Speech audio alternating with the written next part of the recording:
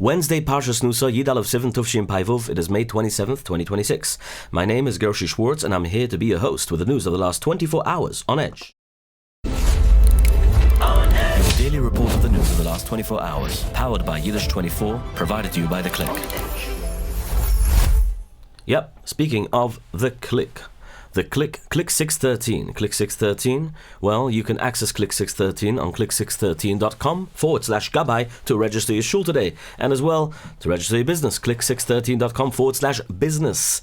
Now, what is Click 613, might you ask me? Click 613 is a bot. It's a robot where you can discuss and talk to about anything you need to know anywhere in the world about Zmanim, eatery, food, info, events, local businesses, shiurim, and much, much more. Click 613. And now they have recently launched their SMS, powered by SMS 1-833-40 Click. That's 1-833-40-25425. Or you can always register on WhatsApp 848-480-8677. That's their WhatsApp bot. It's a Click 613 bot. My friends, let's jump into the news, shall we? Okay, now, Trump took it to Truth Social again. First, he posted a picture congratulating himself for acing a cognitive test.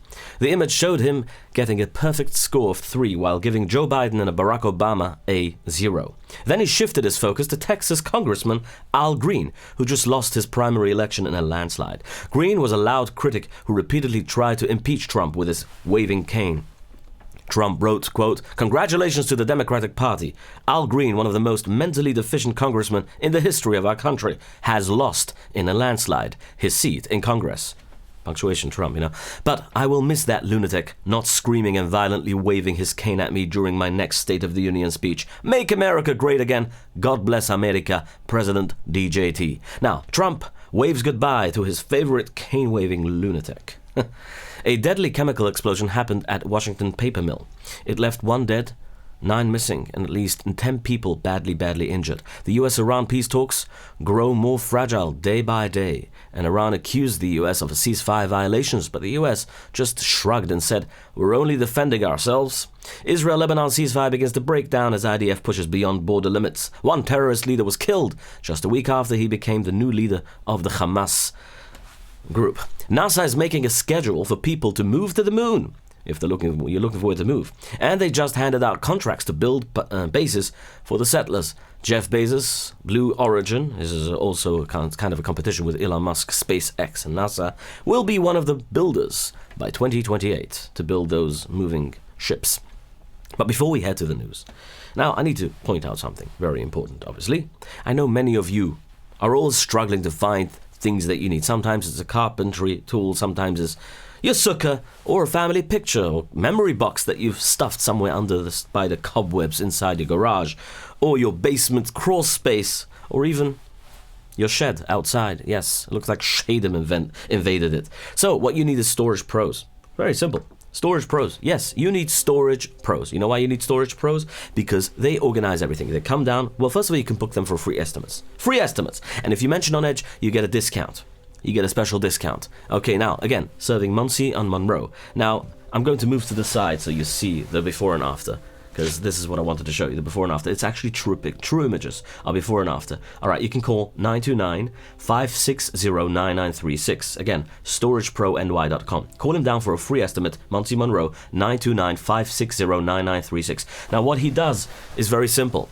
What he does is he comes down and he actually takes care of your storage unit, which is a garage, a shed, be it whatever storage place you have, residential I'm talking about. He will come down, even for a business if you need, he will come down, give you a free estimate, shelving, painting, lighting, organizing, making sure that you come there with a clean and straight head, knowing what you need, knowing what you're looking for, even 5 years from now. This is the art of being a pro at storage. Again, here we go. Sorry, I have to move to the sides for you to see the before and the after, as you can tell. All right, very good, amazing.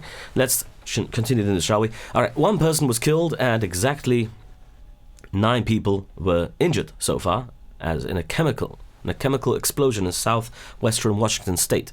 The blast happened at a paper packing plant called the Nippon Dynawave Pulp and Paper Mill in the city of Longview. Officials say a chemical tank violently crushed itself inwards. What a scary story. At least 10 people were rushed to the hospitals to be treated for chemical burns. The people who were hurt include 8 plant workers and 1 firefighter. Now, rescue teams are trying to find the missing workers, but the area is extremely dangerous. Officials say highly toxic chemicals spilled all over the site, making it very difficult for emergency crews to safely get inside and search, obviously. Let's talk about Trump, China, Iran. Okay.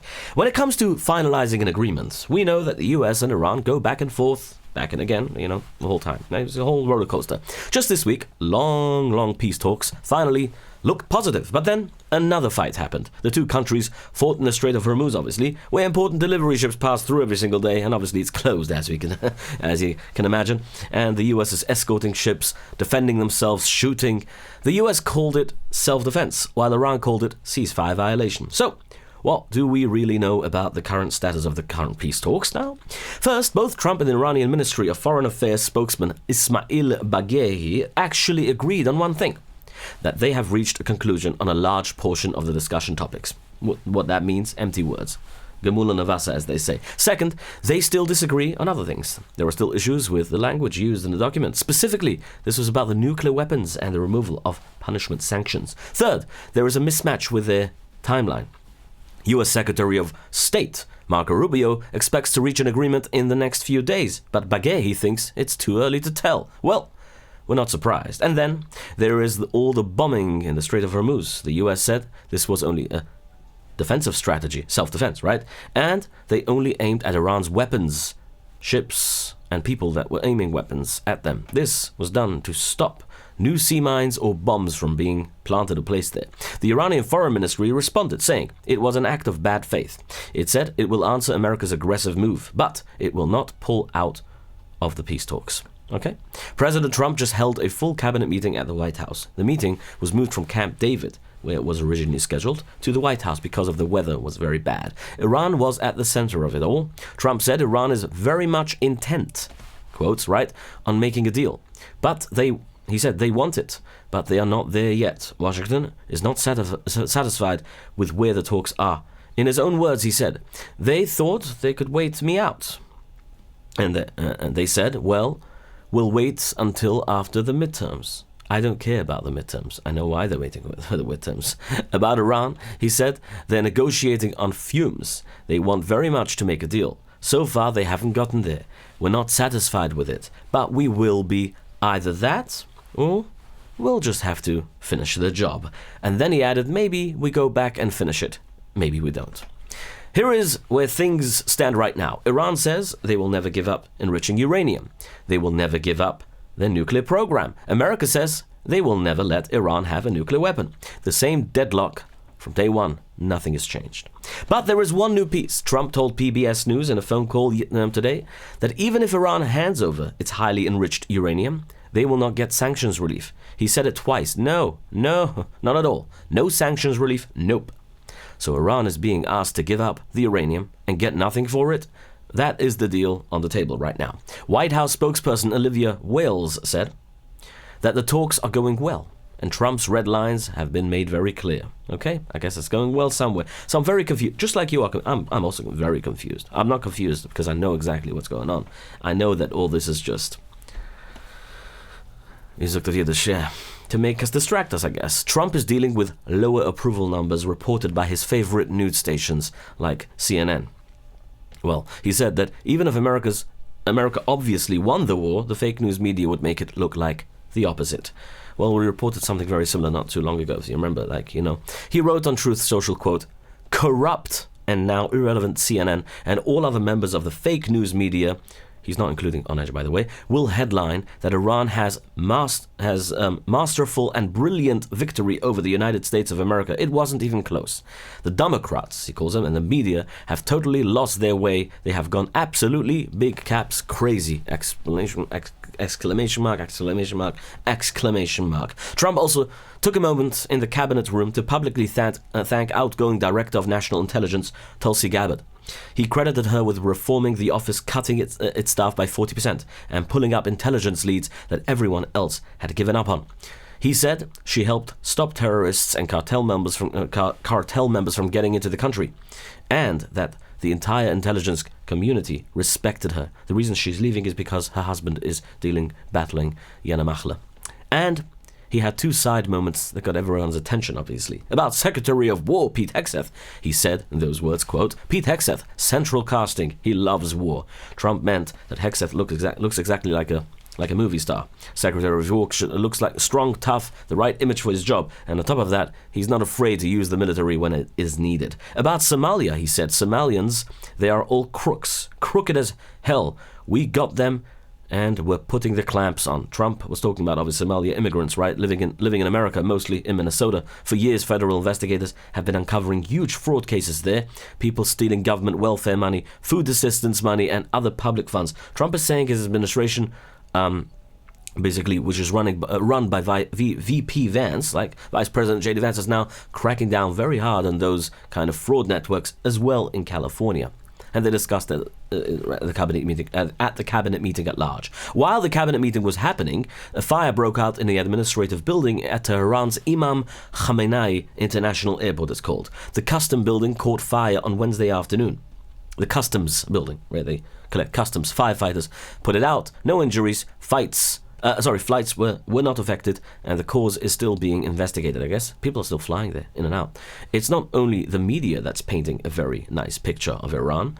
Iran's Islamic Revolutionary Guard Corps, the IRGC, is also doing such a kind of thing. They're also painting pictures about Iran. This morning, the IRGC said that they shot down an American MQ-9 drone from the Persian Gulf. They also said that the US Navy is lying about guarding business ships again. But it isn't really a lie, because CENTCOM just denied that it restarted Project Freedom again. So whoever reported it must have misreported it, and they said it's a lie, so the CENTCOM said we never said it. They did confirm that a missile destroyer ship, the USS John Finn, is sailing through the Arabian Sea to block certain ships. It has already forced 108 business cargo ships to change their direction. Both Iranian Supreme Leader Mujtaba Khamenei and President Masoud Pezeshkian called for their Muslim countries' counterparts to friendship and cooperation and scream death to America. Okay, that was the part of Mujtaba. We said it yesterday. Pezeshkian said, the president, that he talked with the leaders of Iraq, Oman, Qatar and Turkey, and also Tajikistan, Egypt, and I can't even pronounce all these names because I've never heard of these countries. I'm joking. Kyrgyzstan and Azerbaijan, which has, by the way, a very large Jewish community there. He added, I expressed the hope that God will bring the hearts of our Muslims closer together, and that we will witness the expansion of cooperation in all fields and comprehensive support for each other in the face of threats. He meant the Western world. But the Iraqi Sunni tribal leader, Sheikh Ali Hatem, said no one can coexist with the Iranian regime. Trump came to correct America's mistakes in the region. America's, he means like before Biden's administration, Obama administration. Iran is the Arabs' real problem, he says. Israel is God's problem. That's what he finished by saying. All right, now let's talk about the next part of the news. The current ceasefire between Israel and Lebanon is also falling apart. The IDF, Israel's military group, is pushing past its current borders, known as the Yellow Line, and beyond the safety zone to capture important spots. They put out new orders in Arabic, telling people in dozens of towns to leave right away.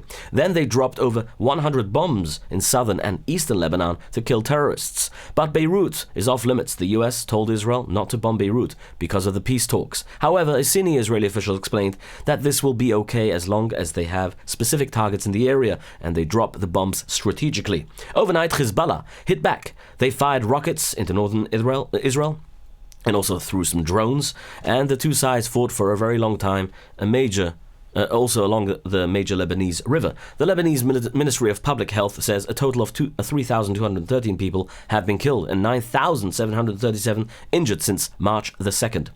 In Israel, Hezbollah drones attacked every single day. To block these, the country put up more than 250,000 square meters of anti-drone nets.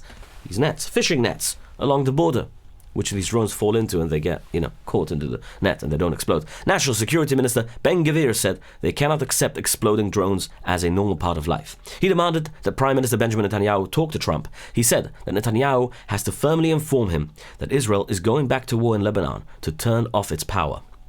Now, because things are so hard, a new program was made to let Yidden around the world send help to the people living up in the north. The IDF also announced a brand new mental health app program for soldiers suffering and dealing with PTSD and all kind of other different mental issues from this terrible war. This is for the soldiers who had the hard job of finding and carrying the bodies of those killed and massacred on October 7th, obviously. The IDF killed the new leader of the Hamas fighting group yesterday. He just came on and became the new leader, and boom, he's out. The military dropped bombs 5 times on the Al-Ajur building of the Rimal area of western Gaza City, which he was. Doctors, unofficial Hamas contacts, and the terrorist's own nephew confirmed the news. They said the military boss Mohammed Odeya was killed along with his wife. Odeya was the most wanted man in Gaza and one of the main planners of October 7th massacre. Before taking over the fighting group, the Hamas, he was the head of Hamas military spies, the spy unit. In that job, he was in charge of the murder, kidnapping, and harming of many Israeli citizens and soldiers throughout the years. Odeya only became the top boss of the group 1 week ago. He took over the old boss, Izz al-Din al-Haddad, who the military killed in a similar strike back in May after he took over from the previous. I guess I can't keep count of how many heads they had already, because all these heads are gone. Right now, home front boss Imad Akel is the only top Hamas military leader left from the October 7th massacre who is still alive. I guess he's the next. After the hit, Netanyahu and Katz praised the military and the Shin Bet security team for their work. Shabak. Tensions are boiling over between Israel and Turkey. Turkish President Recep Tayyip Erdogan is increasing its verbal attacks against Israeli Prime Minister Benjamin Netanyahu. In his latest comments, Erdogan called Netanyahu a tyrant and claimed that Israel cannot survive without conflict, without war. Turkish officials are now going a step further, warning that Israel might try to target Turkey next. Israeli lawmakers responded sharply to the threats, calling Erdogan's comments pathetic, and the situation is creating a headache for President Trump, who is caught in the middle of a growing fight between the two heavily armed countries. Now, a massive fire broke out this morning at Kosher Kingdom. Kosher Kingdom is a grocery store, I know that very well, in Golders Green. A very large kosher supermarket in the Golders Green neighborhood of London.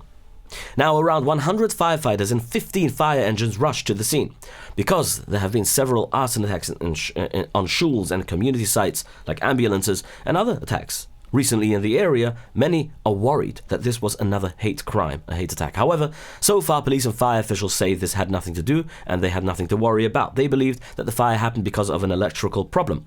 The police also announced that there is no sign of a targeted attack against the Jewish community. Thankfully, no injuries have been reported. Hundreds of Yidden and also supporters of Israel held a loud protest outside Gershy Mansion, the official home of the New York City Mayor Zohran Mamdani. This was the first time Jewish groups put together a protest right at the mayor's front door. People at the rally wanted Mamdani to step down and leave his job because of the growing anti-Semitism in New York. End Jew hatred was the slogan which an organization organized the rally. It said, "We will not be intimidated. Take back our streets." Mainstream Jewish groups have long been the odds with Mamdani because of his obviously beliefs. Still in New York, state lawmakers have passed a new law creating a 50-foot security buffer zone around shuls, yeshivas, and other religious centers. The buffer zone, which passed yesterday as part of the state budget, aims to protect Yidden from anti-Semitic protests. This new law also gives police the authority to push protesters even further back than 50 feet if they expect a large crowd. Governor Kathy Hochul pushed for the bill, saying that targeting faith communities is not free expression, but harassment that has no place in New York. This strict law comes after New York City Mayor Zohran Mamdani recently stopped a similar safety bill that would have protected city schools.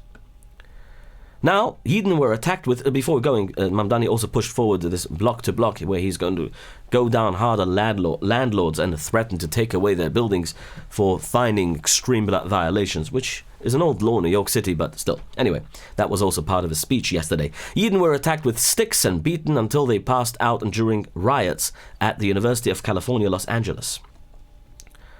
Now, the U.S. Department of Justice is suing the school in a massive lawsuit. It says UCLA allowed violent anti-Semitic attacks against Yiddish students after the October 7th attacks by Hamas. The government says the school did nothing to help and nothing to step in or protect their students on campus. The court papers even say that anti-Semitic students set up Jewish exclusion zones on the school grounds, which breaks federal law, obviously. A Texas politician who openly hated Jews lost her primary election. I guess that's not the only one. Now, her name is Maureen Galindo ran in the final Democratic vote for the district of San Antonio. Lost it. Obviously. Now, during her race, the new this Jew hater said very terrible anti-Semitic things, obviously. She said she wanted to see Zionists and any thrown into jail. And she also promised to put American Zionists into castration centers. Even with her crazy and hateful words, she still got 40% of the vote. So the final numbers show that more than 5,700 people voted for her. Okay. Surprising? Not really. President Donald J. Trump announced that his doctors gave him a perfect health report. Yesterday we reported that he had his third doctor's visit in 13 months. He's almost 80 years old, by the way, and he says he is completely healthy. His birthday is in the next 2 weeks, I think. Former US President Joe Biden. Remember Joe? Who remembers Sleepy Joe? He kept on asking the people in Muncie, by the way, when he was here, should we call him Crooked Joe or Sleepy Joe? They voted for both, so he called him Crooked Sleepy Joe.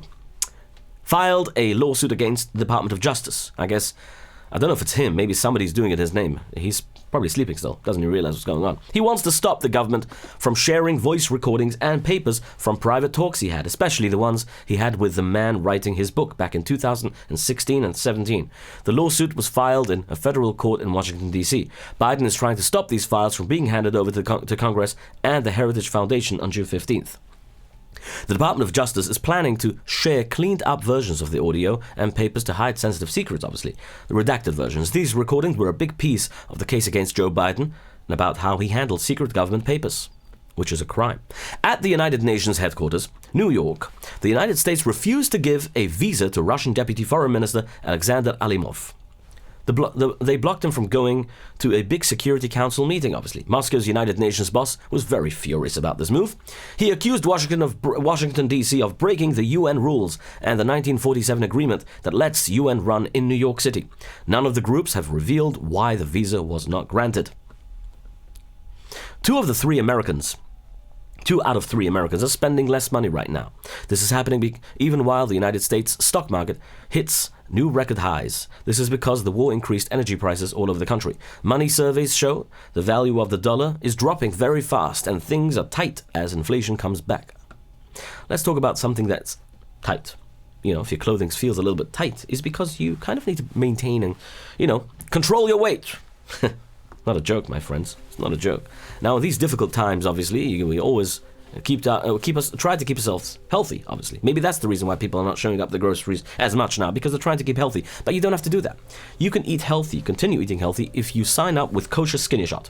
Kosher Skinny Shot, well, there's no kind of, science like crazy, or it's very simple. Your brain is out of control.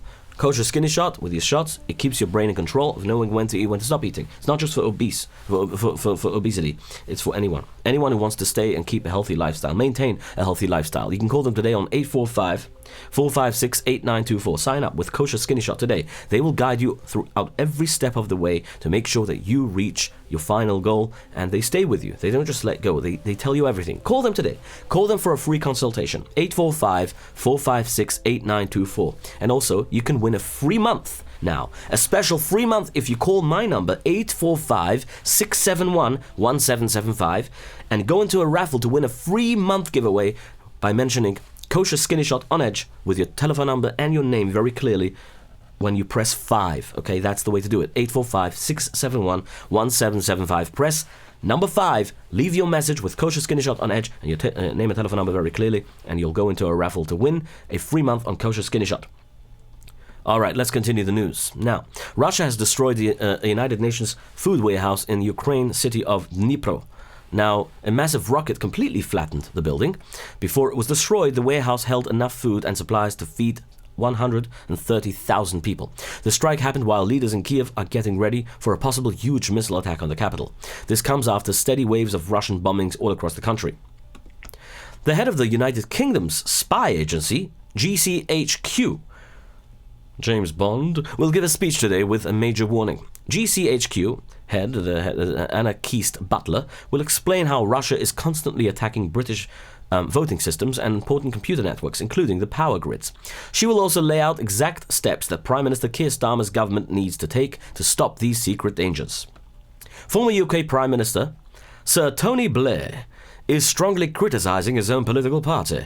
He gave a fresh warning and said that Britain could fall off the list of the world's best countries, all because of the Labour Party, led by Keir Starmer. Blair wrote, the current Prime Minister, Keir Starmer, and his team have no clear plan.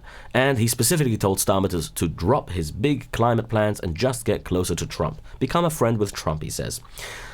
Flavio Bolsonaro is meeting with President Trump at the White House. Flavio is the son of past President Jair Bolsonaro and is running to be the next president of Brazil.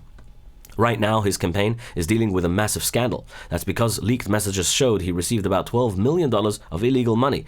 The Brazilian candidate is using his friendship with Trump to make himself look better, while the scandal keeps on going, obviously. 4 people are dead after a school bus crashed into a train in Belgium. The crash happened in the town of Buggenhout during a busy morning drive. The bus drove right through the closed gates at the train tracks just before it was hit. 2 adults and 2 children were sadly killed, while 5 children are badly injured in a hospital right now. NASA is making a schedule for people to move to the moon. And they just handed out contracts to build bases for the settlers there. NASA boss Jared Isaacman announced that the space group will plan a permanent moon base later this year. This will start with 3 empty moon rockets, meaning there will be no astronauts inside. After that first step is done, NASA expects to launch at least 12 more rockets. 3 companies will run the first wave of the trips, including Astrobotic, Intuitive Machines, and of course Blue Origin, who is under Jeff Bezos, was chosen for the very first trip happening this year. They will drop off the moon buggies. They will drop off moon buggies or cars on the surface there. NASA plans to send all the needed parts to the moon by the year 2028. My friends, Protobyte is there for you when you need to build. You don't have to go to the moon to build a website. You can just call Protobyte on 347-354-1237. Protobyte builds software, complicated software, websites, in a clean and very organized manner. And then you have YS Capital Group. YS Capital Group, because YS Capital Group. Why do you need a middleman when you have YS Capital Group? You can borrow some money for an investment, real estate investment at 718-831-2168. Arrive Express 845-622-1111. Now is the summer. It's busy. You need to get places. 845-254-1111. The Arrive Express fleet, which is from Monroe. Okay, my friends. It's been a pleasure. We'll see each other, Bezer Shemesbruch, tomorrow. Your daily report of the news of the last 24 hours, powered by Yiddish24, provided to you by The Click.